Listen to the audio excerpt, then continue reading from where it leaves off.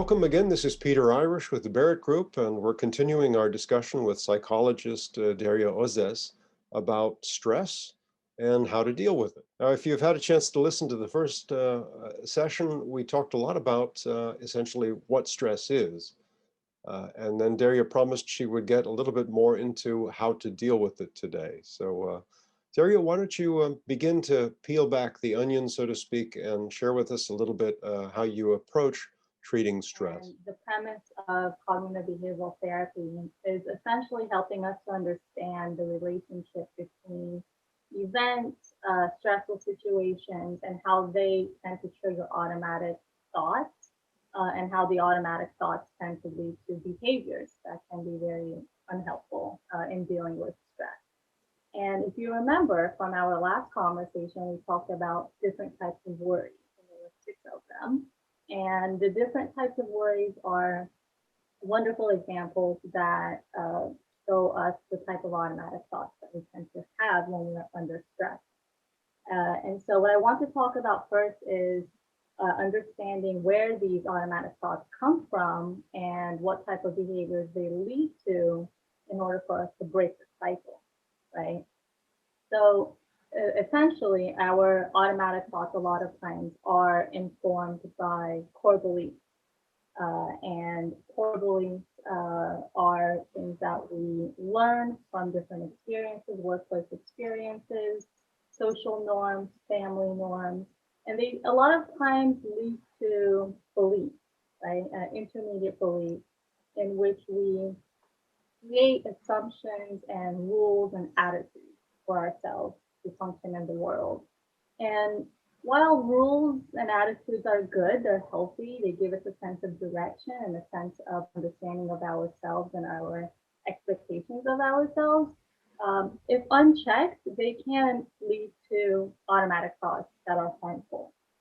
And one of the automatic thoughts a lot of times we see, especially in the workplace, are around tendencies for perfectionism. And some of these examples might be, if I don't know how a person is going to respond to my idea, I won't ask them, right? I won't ask for feedback unless I know exactly how someone's going to respond to it. If I don't feel 110% in control of the situation, I'm not going to feel comfortable asking or expressing my opinion on these situations. And so these are perfectionist tendencies and assumptions. And a lot of times they're not helpful. They're not helpful in the workplace because they don't promote learning. They don't promote openness. And so that's what we're going to talk about in more detail. Well, that was an excellent introduction. Thank you, Derya. Let's examine this idea of beliefs and thoughts. Now, my understanding is that a belief is really nothing more than a thought that you have habitually or repeatedly. Would you see it the same way? And I'm so glad you brought up the word habitually because so many of us, we develop these beliefs that become habits, and they become habits because they've served us in the past or they're simply familiar. And so we spend so much time without questioning these habits, and it's really important sometimes to reflect and understand where these habits came from, where these beliefs came from, and why. And what's really powerful about habits is we tend to just go with it unless someone tells us, hey, this isn't working for you, or unless you realize in your experience, oh, I've been living my life with this habit for X amount of years. It hasn't been a problem for so long. And so when we recognize that it's starting to become a problem, that's when we realize that it's no longer serving us well. And that's really, really important to understand in order for us to move forward and commit to breaking those patterns.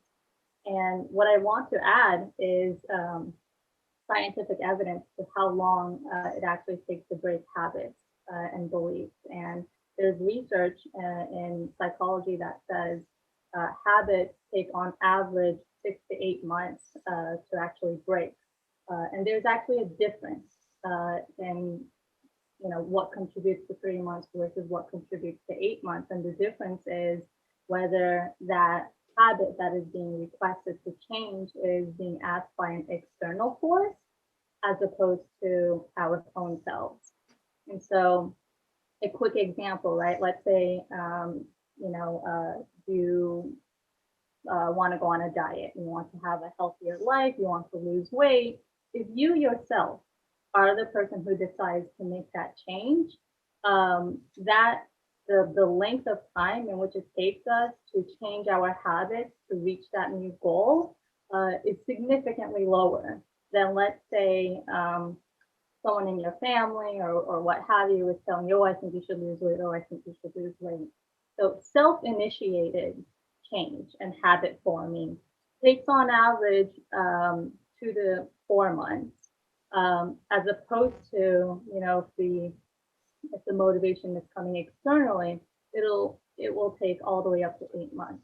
Now, I think you had a kind of a graphic representation of how thoughts become beliefs. Should we take a quick look at that? So this is something we touched base on earlier. So what we have in the core of our belief system is core beliefs, and core beliefs are things that we learn, and the core beliefs lead to rules and fixations sometimes. And then those rules and fixations will lead to automatic thoughts, our way of responding to stressful situations. And it's really important to recognize that this is called automatic thoughts, right? So we don't spend too much time thinking about our instinctual reactions. They just happen because they've been practiced and reinforced by our beliefs and assumptions of the world. Now, I think you had some examples you also wanted to share with us of some of those intermediate beliefs. So some examples that come up in our private lives or in the workplace, and we call this in our field psychological myths. And they're myths because a lot of times they are focused on the future. They don't have evidence, as we discussed in our previous conversation. And so some of these myths might sound like, for example, I must be really inadequate if I can't fix this myself. This is something that can come up a lot in the workplace. Ironically, individuals who are very competent, very independent, very self-starter in attitude tend to have beliefs where they create a standard of perfection for themselves and others, right? And that in the long run isn't very helpful. That can create even more stress for yourself. So what we try to do is understand these beliefs and these standards of perfection in order to identify different ways of approaching these situations. So that one example is, I must be really inadequate if I can't fix this myself. So, right, this expectation that you and you only have to be able to solve every problem just because you might, let's say, be the team lead or you might be an executive. So these are the types of beliefs that can, in the long run, be problematic and actually take away opportunities for collaboration, take away opportunities for vulnerability in our organizational culture. Well, it fundamentally means a willingness to demonstrate vulnerability, I think, is oddly enough a sign of emotional health. Now, let's get to the therapy side. I mean, I think you're giving us excellent examples of how to know if we're off track. How do you approach readjusting these beliefs, these addressing these myths? Yes.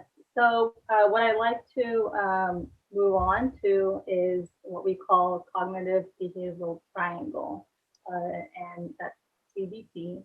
And what CBT allows us to do is it allows us to methodologically track, right, our automatic thoughts and the feelings that they lead to, and then the unhelpful behavior. So something that's really important with this triangle is it highlights the interdependency. Your thoughts and your feelings are not independent of how you respond, even though a lot of times we can go, well, I have this, emotional reaction, but it's okay, I can control it. No, it's actually a very sensitive cycle. And what I want to highlight is a lot of times the negative automatic thoughts that we have trigger feelings, right? And it's the feelings that actually lead to the behaviors. And one example that comes to mind is when we are feeling afraid of a situation, right? When we're upset, when we're afraid, what's our what is our immediate reaction to fear? It's usually avoidance or escape, right? It's that flight or fight response. And so when we're feeling afraid of a situation or we're upset, we avoid it naturally. And the reason avoidance is very powerful is because it actually does reduce, it is very effective, and it does reduce that immediate stress inducing situation. And so we begin to think, well, whenever I'm in a stressful situation, I'll just avoid it. And what ends up happening is the more and more we avoid, we start to think of different ways of avoiding, the situation. And we get very creative, and this happens subconsciously. The problem with this is avoidance, while in the short term can be very effective in making us feel calm, in the long run, it actually worsens, it exasperates the level of anxiety and stress and feelings of hopelessness we have in that situation.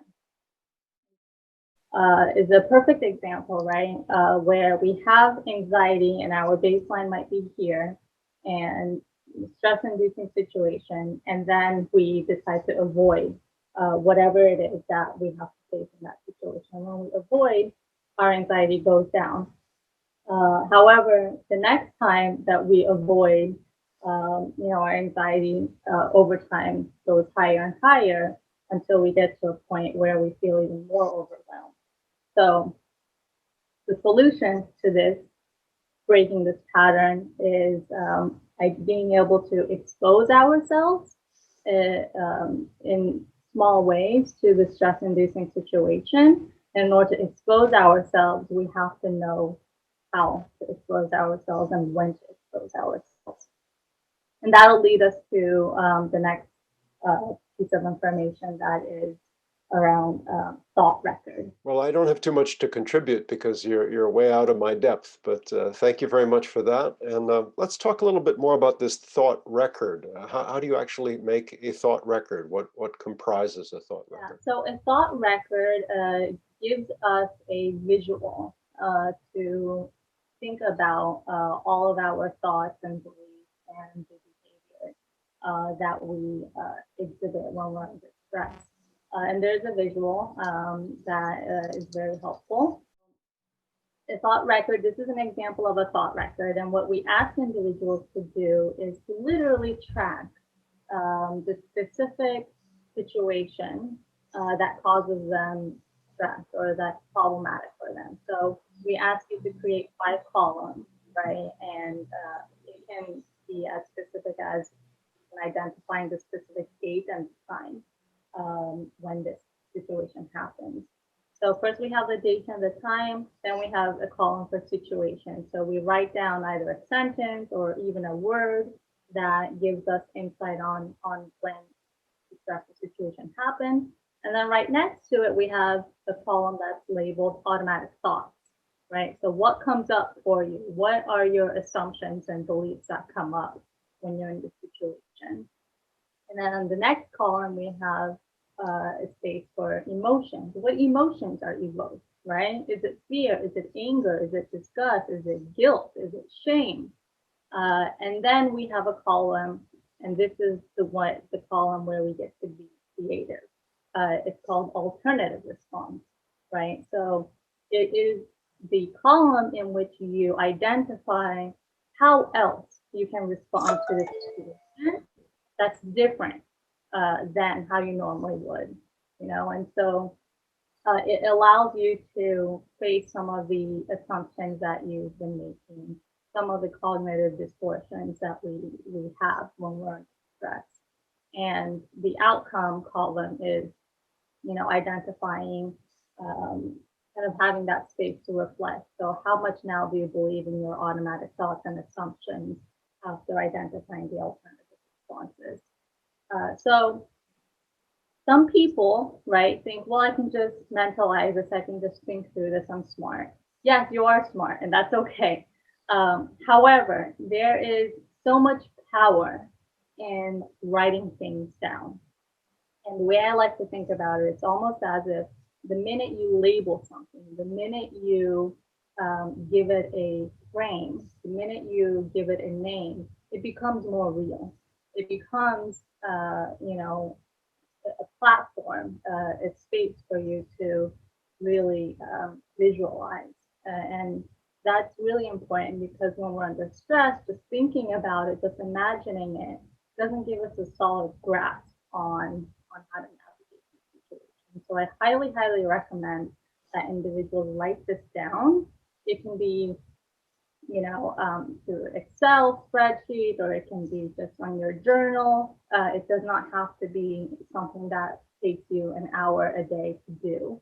What we recommend is for individuals to commit to this no more than 5 minutes a day, right? And you can do it in the moment if it's appropriate, or you can do it at the end of the day when you're trying to think about how you can best approach a situation.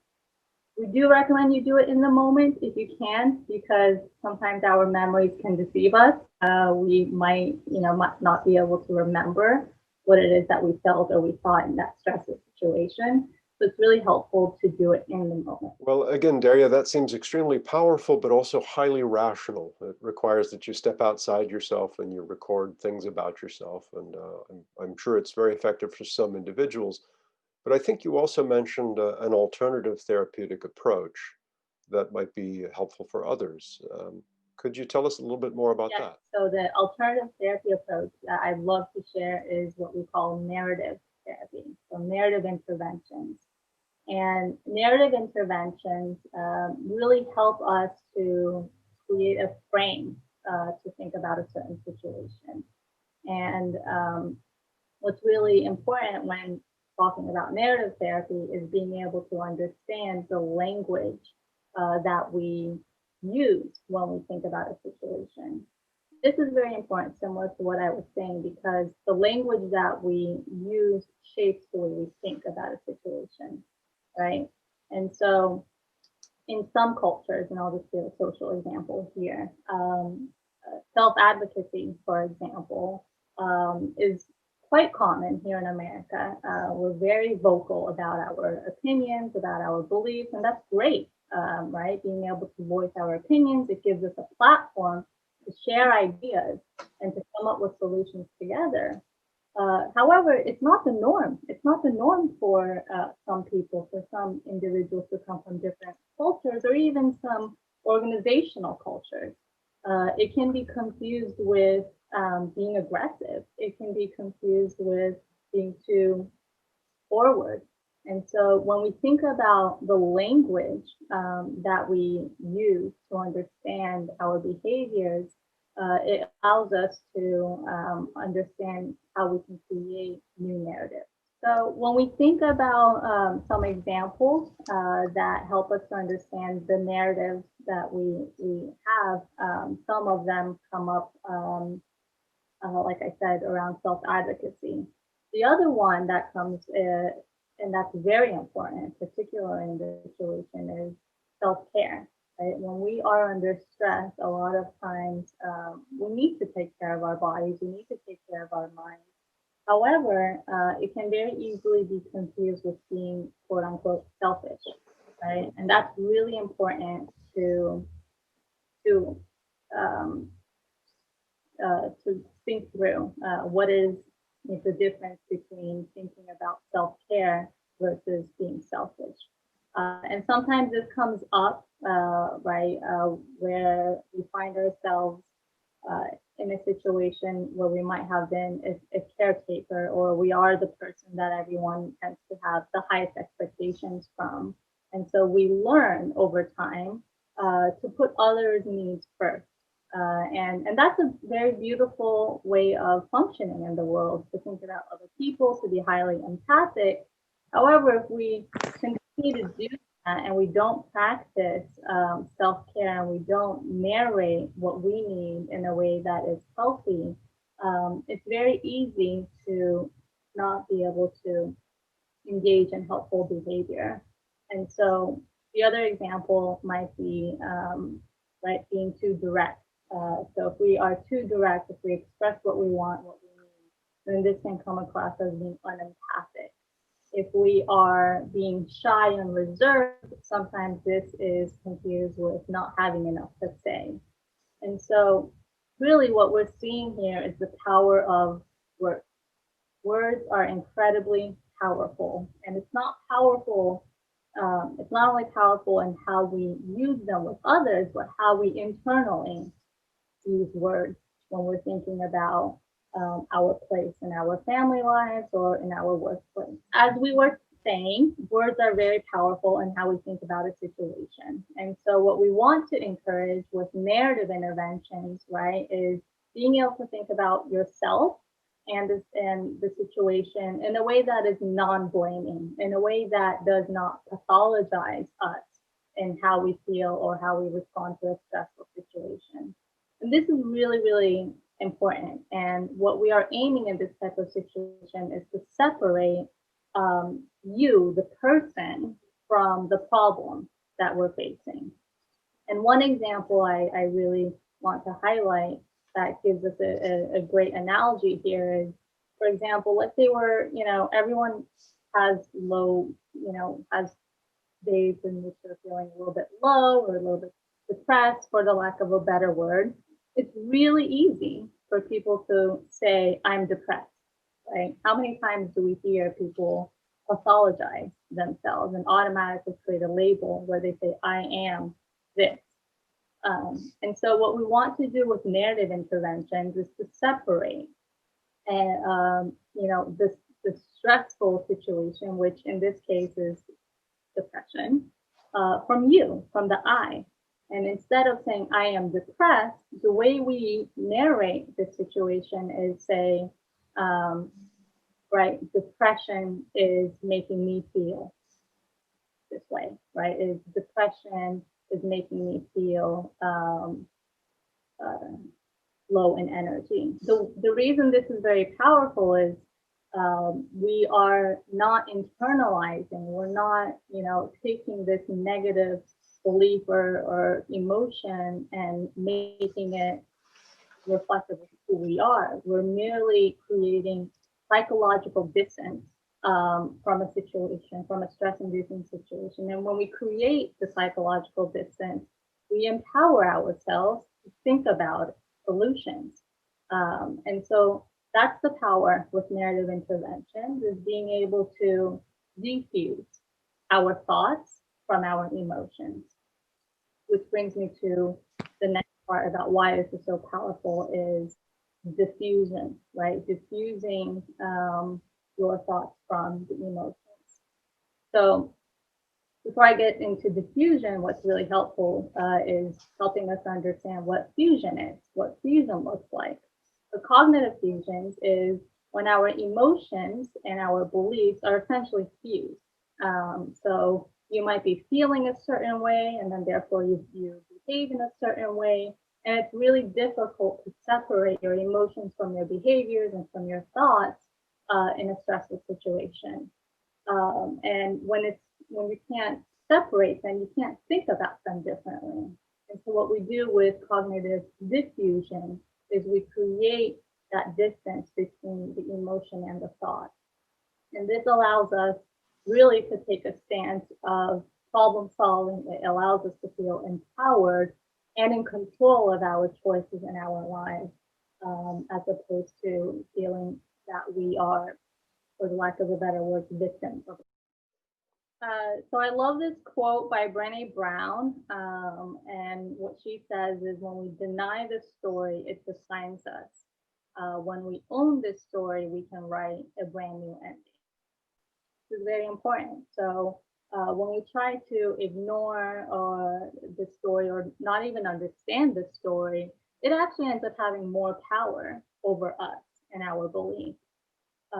As opposed to, if we are able to deconstruct the situation, then we can take this approach of rewriting our story or writing, the next step, the next phase in the story.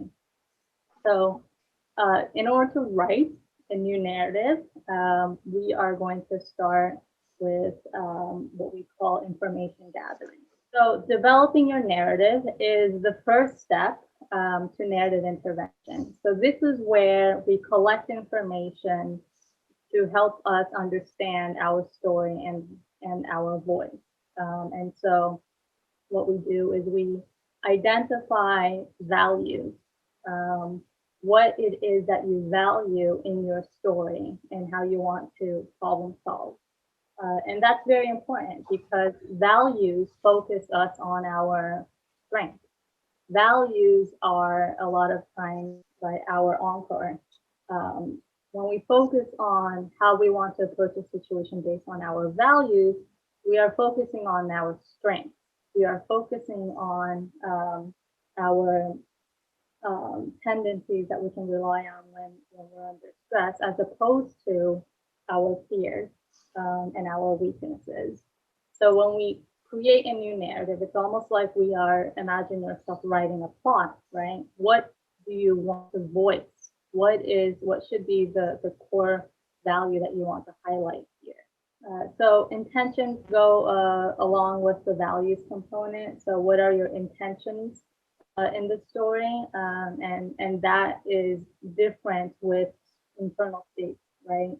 So when we identify our intentional states of identity, we are being very consciously aware of what it is that we want to commit ourselves to. And this goes hand in hand with emotional intelligence, right? When we are aware of our purpose, we can make decisions that are intentional, not random.